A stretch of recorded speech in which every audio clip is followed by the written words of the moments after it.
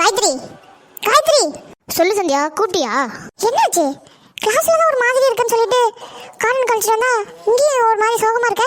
ஏதாவது பிரச்சனையா என்ன? எதுவாக இருந்தாலும் என்கிட்ட சொல்லு. நீங்க எங்க இருக்கீங்களா? நான் கேண்டீன்லாம் போய் பார்த்துட்டு வரேன். சித்து, நீ ஏன் காயத்ரி என்னன்னு கேள?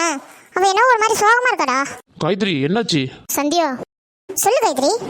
சந்தியா தப்பா நினச்சிக்காத, நான் சித்துக்கிட்ட தனியாக பேசணும். ஏய், நான் எதுக்கு தப்பா நினைச்சுக்க போறேன்? சரி நீங்க பேசுங்க, நான் கிளாஸ்க்கு போறேன். சாரிடி, தப்பா நினச்சிக்காத. பரவாயில்ல காயு.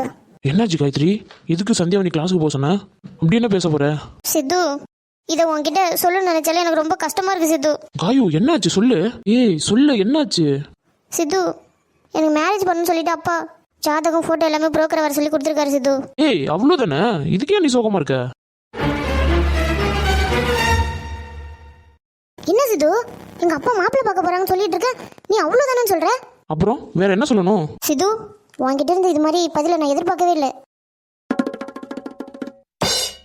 ஏய் சந்தியா, உனக்கு கல்யாணம் பண்றதுக்கு மாப்பிள்ளை பார்க்க போட்டோவும் ஜாதகமும் கொடுத்துருக்காங்க, அவ்வளோதானே?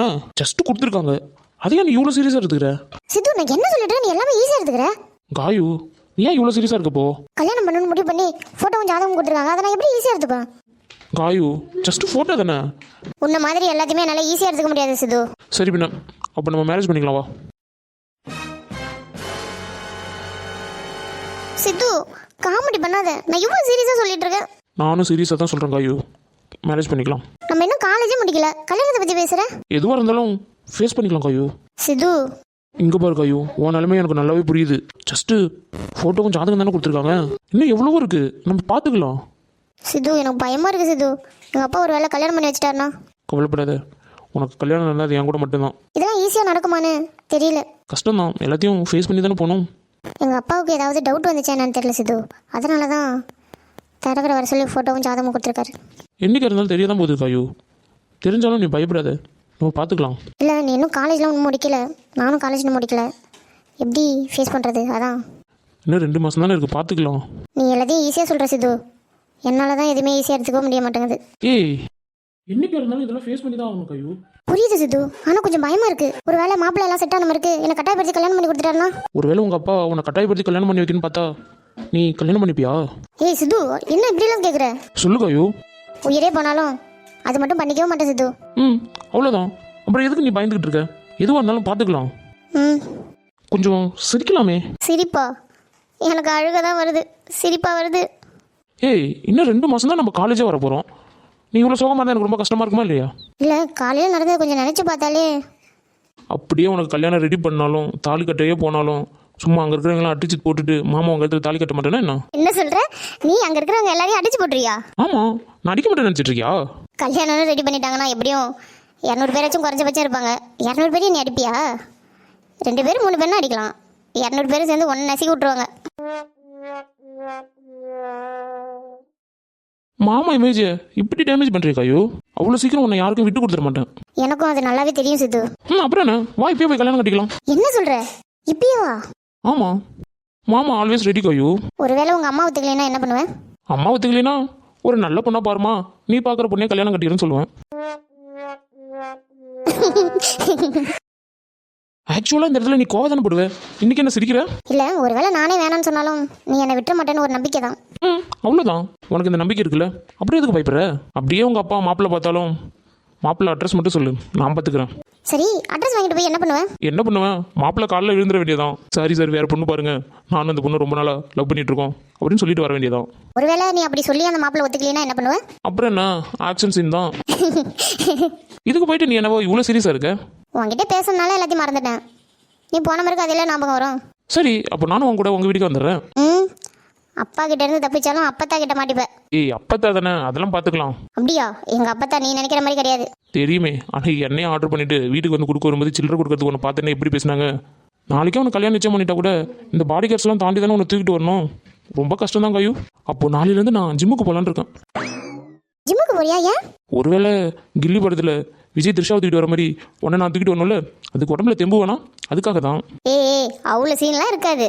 பார்க்கும் உங்கள் அப்பா என்ன பண்ணுறாருன்னு. நீயும் நானும் லவ் பண்ணுறேன்னு தெரிஞ்சா எங்கள் அப்பா உன்னை என்ன வேணாலும் பண்ணுவார். தெரியும் போது பார்த்துக்கலாம் காயோ, எதுக்கு நீ முன்னாடியே எல்லாத்தையும் ஃபீல் பண்ணிட்டு இருக்க? உனக்கு என்ன, நீ சொல்லிட்டு ஜாலியாக போய் ஹாஸ்பிட்டலில் படுத்துப்ப, நாளை வருத்தப்படணும்.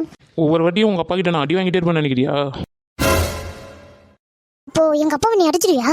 தேவைப்பட்டா. ஏய், என்ன சொல்ற? நீ ரொம்ப எக்ஸ்ட்ரீம் லெவலுக்கு யோசிக்கிற Gayu. Love you Sidhu. Love you so much டி. நானும் லவ் யூ மச்சான். டேய் நீ எதுக்கு இப்போ லவ் யூ சொல்ற? ஏன் ஃப்ரெண்டுக்கு ஃப்ரெண்டு லவ் யூ சொல்லக்கூடாதா என்ன?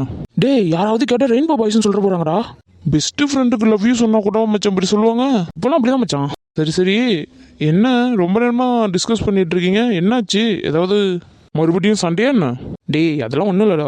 சந்தியாவை கூட அனுப்பி வச்சுட்டு பேசுறீங்களா என்ன? ஏதாவது பர்சனலாக என்ன? இனிமேல் நாங்கள் லவர்ஸ், எங்களுக்குள்ள 1000 பர்சனல் இருக்கும். டீசெண்டாக நீயே தலையிடாமல் இருந்தீங்கன்னா நல்லாயிருக்கும். டேய் நாளைக்கு உன் பர்சனல் லைஃப்பில் ஏதாவது பிரச்சனைனா நான் தாண்டா வரணும். கொஞ்சம் யோசிச்சு பேசு மச்சான். இனிமேல் உன் உதவி தேவைப்படாது மச்சி. எந்த பிரச்சனை இருந்தாலும் சோலோவாக ஃபேஸ் பண்ணிக்கலான் இருக்கேன். சோலோவாக நீ எல்லா பிரச்சனையும் சால்வ் பண்ண போகிற. வெல்டன் மச்சி, வெல்டன். சித்து பெல் அடிச்சிட்டு நான் கிளாஸ்க்கு போறேன். சரி கோயு.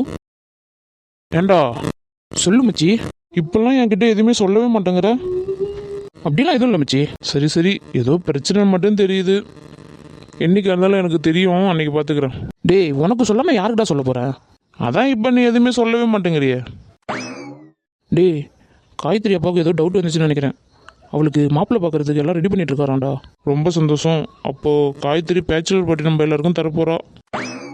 டேய் சொல்லு மச்சி. அதை பற்றி தான்டா ஃபீல் பண்ணி சொல்லிட்டு இருந்தா.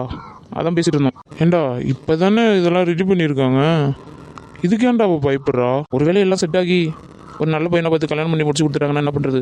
அதான் ஃபீல் பண்ணுறா. உன்னை விட ஒரு நல்ல பையன் இவளுக்கு கரைச்சிருவானா? ஏன்னா இந்த அப்பாங்காரனுங்களாம் இதெல்லாம் புரியவே மாட்டேங்குது. அப்போது நீ போய் புரிய வச்சுட்டு அவங்க அப்பாவுக்கு. ஏண்டா நான் போய் அவங்க அப்பாவுக்கு புரிய வைக்கணுமாடா? நீ தானே சொன்ன எனக்காக எது வேணாலும் செய்வேன்னு. அதுக்குன்னு எப்போ பார்த்தாலும் அவங்க அப்பா கிட்டே எனக்கு ஓத்து விடுவே நீ. டேய் நாளைக்கு கல்யாணம் மட்டும் ரெடி பண்ணிட்டாங்கன்னா நீ தான் எனக்கு உதவி பண்ணும். அவளுக்கு எப்போ கல்யாணம் மட்டும் சொல்லு. ஏன் முன்னாடி சொன்னா ஊரை விட்டு ஓடி போயிடலான்னு பார்க்குறியா நீ? எப்படிடா மனசில் இருக்கிறது அப்படியே சொல்கிற? நீ என்ன பண்ணுவேன்னு எனக்கு தெரியாத நினச்சிட்டு இருக்கியா? தப்பிக்கணும் மட்டும் நினைக்காத. எங்கே இருந்தாலும் உன்னை தேடி தான் வருவான். இன்னும் யாருக்கும் கல்யாணம் மட்டும்தான் பண்ணி வைக்கல, உனக்கு ஃபர்ஸ்ட் பண்ணி வச்சிடணும்னு நினைக்கிறேன். சித்து சொல்லு சந்தியா. காயு போயிட்டாளா? அவள் இப்போ தான் போனான். டேய் அவள் காயுவை பார்க்க வரலடா, என்னை பார்க்க வந்திருக்காடா மச்சான். நீ முட்டுக்கணும், உனக்கு வேற வேலை இல்லையா? எனக்கு இதானே வேலை, இதை விட்ட வேற வேலை.